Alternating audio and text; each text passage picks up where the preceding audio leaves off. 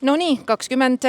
veebruar 2026 ja minu kõrval on Toomas, Uku pikaaegne toetaja ja sõber. Uku on öelnud sealt, et sul on kõiges väga suur roll.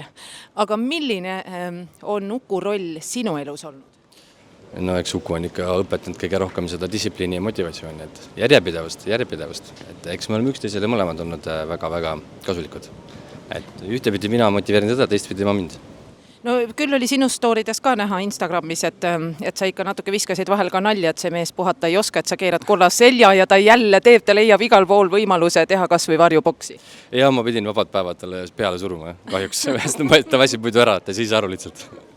No kuidas sa kokku võtad selle taastus- ja treeninglaagri, et tema lähedasemad toetajad on saanud tema Power Grupis talle kaasa elada, aga sina olid seal ju kõige lähemal. Võta see kuidagi paari lausega kokku, kuidas seekord läks?